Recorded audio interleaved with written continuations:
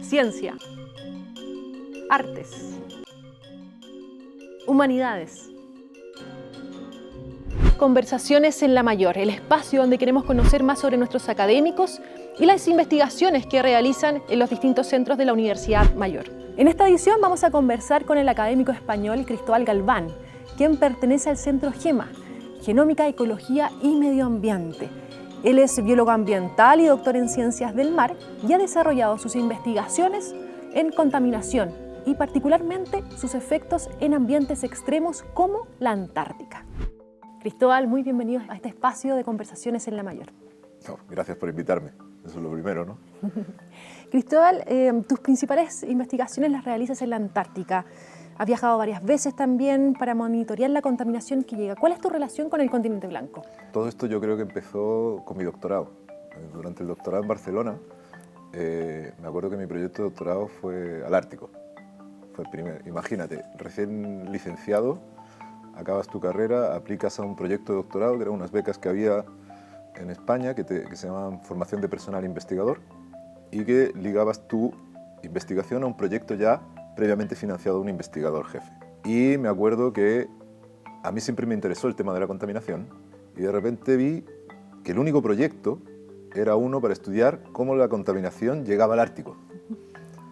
Y me acuerdo que llamé por teléfono a esta persona, cosa que no recomendaría hacer, pero yo lo hice porque estaba muy interesado y además en un alarde de iniciativa me fui a verlo a Barcelona y me acuerdo que terminé, me volví a Santiago de Compostela, donde yo soy, en Galicia, en el norte de España, y como a las 3 semanas me llaman por teléfono y era él. Me dijo, oye Cristóbal, te llamaba porque creo que tú eres el más adecuado para esto. Yo me acuerdo que para mí fue como lo conseguí, ya hice mi carrera. No, mentira, ahí empecé.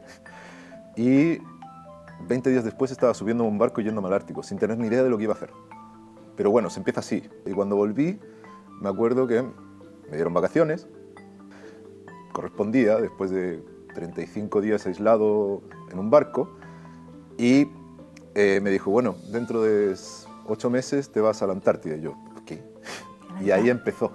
Luego me ofrecieron volver otra vez y volví. Después llegué a Chile y postulé y me gané mi primer proyecto antártico financiado en Chile por el Instituto Antártico Chileno, a quienes les tengo mucho cariño porque siempre los ha ayudado en todo lo que pueden. Y de ahí no he parado. Prácticamente llevo 5, 6 años, todos los años con una campaña. Wow. Si no yo, alguien de mi laboratorio. ¿Cuál es el grado de impacto de la contaminación que ya puedes ver? El continente blanco para mí es como una especie de lienzo, ¿no? que refleja todas nuestras actividades que hemos hecho históricamente, ¿no? Y nosotros hemos encontrado pesticidas que incluso se habían prohibido hace años, que están presentes en Antártica, que siguen estando allá, que tú los encuentras en la biota de la Antártica. La biota es todos los seres vivos que hay en la Antártida, ¿no? Y lo encuentras desde los microorganismos fotosintéticos como el fitoplancton hasta en zooplancton, el krill, por ejemplo, que es como más conocido, que es una especie de camarón, ¿no? Hasta incluso lo puedes encontrar en los pingüinos, en las focas, porque se va transmitiendo a lo largo de la cadena trófica. Y aparte, una de las características que tienen, sobre todo los contaminantes que yo estudio, es que son persistentes, es decir, se degradan muy poco. Se mantienen mucho en el medio. Por eso se perpetúan en el ecosistema y además tienen otra característica que todavía los hace todavía más, que son semivolátiles. Entonces un pequeño cambio de temperatura te lo lleva al aire y es transportado a la Antártica. Pero también nos estamos encontrando que están apareciendo lo que se llaman contaminantes emergentes, que son contaminantes nuevos que se están usando, por ejemplo, plastificantes, retardantes de llama, toda una serie de compuestos que componen una especie de quimiosfera en la que vivimos. A los de ahora, de última generación, se les llama forever chemicals, es decir, los contaminantes para siempre. Los antes se llamaban contaminantes orgánicos persistentes porque persistían, pero ahora ya se les está diciendo la palabra de para siempre. Lo cual es terrible. Lo cual es terrible. Y en ese sentido también tenemos los microplásticos, ¿no? Sí, eso, mira, se comportan de una manera muy similar al final, porque son residuos o son consecuencia de las actividades humanas y tú los encuentras prácticamente en todos los ecosistemas del planeta. Hay zonas de Antártica de difícil acceso y de repente llegas allí y te pones a analizar microplásticos y te encuentras que hay microplásticos en las almejas, en las latérnulas, que son unas almejas que hay en la Antártica, ¿no? Unos bivalvos. Entonces, ahí dices, algo aquí no está funcionando bien. Y ese siempre ha sido mi interés, entender cómo todo esto llega allí, pero una vez está allí, ¿qué es lo que va a pasar? ¿Se va a quedar allí? ¿Nos va a llegar de vuelta en algún otro momento? ¿Cómo afecta al ecosistema? ¿Cómo afecta al ecosistema? Esa parte todavía no la exploro porque yo no soy muy especialista en ecotoxicología, pero algunas cosas estamos haciendo. Cristóbal, tú hablabas esbozaste que antes usábamos un tipo, por ejemplo, de pesticidas que hoy ya no los podemos usar. Sí. ¿Cómo evalúas tanto la regulación nacional e internacional en estos temas? Nosotros regulamos los pesticidas no porque hagan daño al medio ambiente, sino porque descubrimos que son peligrosos para nosotros como el ser humano. Si fuera un problema de un pesticida que es malo para las ballenas, te aseguro que no tendríamos la regulación que podemos tener, como tuvimos para el lindano, como tuvimos para el famoso DDT, que es algo que todos hemos escuchado, o que tenemos para el Mirex, o por ejemplo para otros compuestos como los carbamatos. Hay compuestos cuyo beneficio es mayor que el daño. Te pongo un ejemplo. El DDT, que está prohibido, en Chile se prohibió, en Argentina se prohibió hace 10 años, 12 años, en Chile se prohibió definitivamente el año pasado. Ese compuesto en concreto. ¿Ya? Los otros que había en la lista sí, pero el DDT concretamente se hizo el año pasado. Pero en África todavía se puede usar. ¿Por qué? Porque es el insecticida más efectivo para prevenir los contagios de malaria en los niños. Porque a día de hoy, en África, la malaria es un problema de mortalidad infantil. Por ejemplo, el protocolo de Estocolmo, Estados Unidos no lo ha firmado. Obviamente hay toda una industria que está en eso. China tampoco lo ha firmado.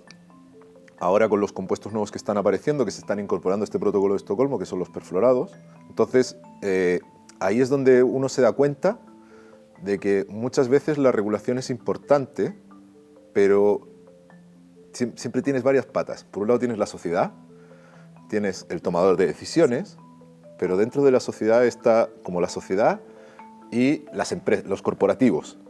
Y siempre tienes que tener un acuerdo entre ellos tres para poder tomar una decisión. Eso para mí es súper importante y eso tiene que ver un poco con la gobernanza del país en el manejo de estos compuestos, ¿no? El problema es que el mercado de compuestos químicos mundial genera del orden de, voy a decir un número alto porque debe ser más o menos igual, de 100.000 compuestos nuevos o más. O sea, estamos hablando de que, por ejemplo, yo me acuerdo cuando empecé mi tesis doctoral leí un artículo que tenemos regulados a nivel mundial 3.000 compuestos, pero el mercado de compuestos químicos a nivel mundial es de 100.000 o de 300.000. Entonces tú te das cuenta de que la industria química funciona muy bien porque es una máquina muy bien engrasada. Pero los aspectos regulatorios van al debe. ¿Crees que podemos controlar la incidencia o la cantidad de microplástico que vamos a encontrar? A ver, yo creo que lo que puedes hacer, uno, es mitigar las emisiones, es decir, tratar de no emitir microplástico con aproximaciones biotecnológicas que puedan generar polímeros que sean más ambientalmente amigables, es decir, que se degraden más fácilmente por una bacteria, que no estén ahí dando vueltas durante mucho tiempo, pero el daño que ya se ha hecho, ese ya no lo vas. Irreparable. Es irreparable, o sea, es un daño que va a durar, no un daño, pero van a estar ahí durante miles de años hasta que se produzca la degradación total. Si tú en vez de hacer un gran proyecto de recogida en el océano, que tarde o temprano es una mancha que va a desaparecer porque se va a acabar degradando, ¿va a tardar 1000 años? Ok, pero tratemos de que no vaya aumentando, esa es la primera. Y dos, ¿cómo tratas? Con pequeñas acciones locales a nivel ciudad, a nivel puerto, ahí está la gracia, y tratar de buscar soluciones que te ayuden a mitigar, que te ayuden a morigerar, a que no sea tan fuerte el impacto. Yo creo que por ahí va. Y sobre esas acciones locales, ¿crees que ha aumentado la conciencia sobre el ser humano, ¿no? ¿Cómo afecta al medio ambiente? O sea, cuando tú miras, y esto no es algo que te estoy diciendo yo, cada vez hay una mayor preocupación por el impacto que tiene el hombre sobre el ecosistema, ya sea a nivel de cambio climático, ya sea a nivel de contaminación por plásticos, ya sea a nivel de gestión de basuras, etc. Entonces, lo que si uno encuentra en las nuevas generaciones, y también tiene que ver con políticas de educación ambiental que se han hecho históricamente, si yo pienso cuando yo estaba en el colegio, o cuando tú estabas en el colegio a lo mejor, bueno, creo que soy un poquito más mayor que tú, así que en mi época la educación ambiental no existía. A lo más, los dibujos de Capitán Planeta, que protegía el medio ambiente, y eso era. Pero cuando yo veo mis hijos que van al colegio ahora, veo los libros de texto que tienen, veo que hay incluso investigadores que se dedican a la educación ambiental, a estudiar y a mejorar la educación ambiental para generar una sociedad ambientalmente más respetuosa o más concienciada. Antes tú ibas a una campaña de recogida de basura de playas y eran 2 personas recogiendo. Y ahora puede ser perfectamente toda la comunidad local que se va a limpiar su playa. Cristóbal, otra de tus investigaciones tiene relación con el estudio de la calidad del aire, pero al interior de las viviendas. Sí. ¿Sí? Y eso lo has tomado en Santiago y también Temuco, que son 2 ciudades... Temuco tenemos que empezar ahora. 2 ciudades quizás las más contaminadas de Chile, ¿no? Sí, por ahí andan. ¿Qué esperas encontrar? Mira, en Santiago, este es el último proyecto que hemos tenido, que ha sido con una fundación que busca promover el no uso de combustibles fósiles, concretamente de gas natural, que aunque pensemos que es una energía limpia, no está limpia, como cualquier combustión, en realidad. Y lo que básicamente estábamos estudiando era que había una pregunta muy importante, que era, cuando tú cocinas, ¿estás expuesto a algún tipo de contaminante? Entonces decías, bueno, si tú cocinas en malas condiciones, sí, puedes estar expuesto a dioxinas, pero esos son contaminantes muy difíciles de analizar porque requieren equipos muy costosos. Entonces, un día, conversando con un investigador, amigo mío, y con otra investigadora de salud pública, salió la oportunidad de ser financiados para conocer cómo las casas, con su quehacer habitual, pueden tener un impacto sobre el cambio climático, simplemente cocinando, que no es una actividad que uno piense que puede ser un gran efecto, y puede estar expuesta a algún tipo de contaminante. Entonces empezamos a investigar del tema, hace tiempo ya, y vimos que, por ejemplo, las malas combustiones provocan exposición a benceno. Y el benceno es un gas irritante, pero además también tienes metano. Y el metano, todos sabemos que es un gas de efecto invernadero con 250 veces más capacidad de efecto invernadero que el CO2. Y por ahí va más la pregunta, oye, ¿cuánto metano emitimos sin querer? Entonces es un proyecto muy curioso porque llegábamos a una casa, sellábamos la cocina, porque lo primero es saber cuál es la emisión total, ¿eh? Otra cosa es que luego tengas abierta la ventana y salgas hacia afuera, pero igual es una emisión al medio ambiente.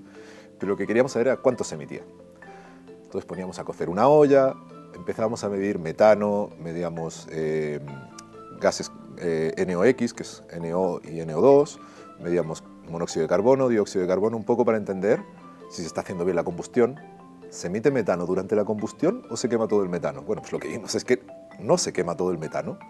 Lo que vimos incluso es que hay cocinas que incluso apagadas emiten unas concentraciones muy bajas de metano, probablemente por un mal mantenimiento. Entonces nos dimos cuenta de, oye, esto es una fuente de metano que no está siendo tan cuantificada y que tiene un poder de efecto invernadero tremendo por la misma lógica de antes. Tantas casas levantándose por la mañana para hacer desayuno donde usan fuego, usan gas natural, pero gas natural es una fuente. Probablemente la siguiente pregunta sea qué pasa con el propano, con el butano, que son las otras fuentes de gases de combustión que también pasan. Y Cristóbal, ¿cuáles son los próximos temas que vas a investigar? Mira, ahora lo que tengo en mente seguir, que para mí es lo más interesante, es empezar a trabajar con estos forever chemicals. No hay capacidad analítica para hacerlos acá, pero por suerte con las redes internacionales con las que trabajo vamos a poder analizarlos. Pero la idea es estudiar estos compuestos perfluorados que están distribuidos en todo el mundo. En Chile no se sabe nada, en Argentina no se sabe nada, en Sudamérica no se sabe nada porque son compuestos que ya se están regulando fuera, pero acá todavía ni siquiera empezamos a tener esa conversación.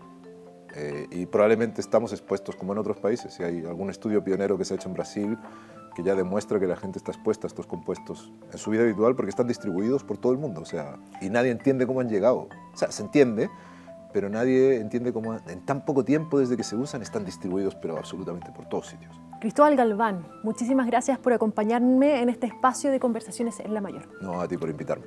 Muchas gracias.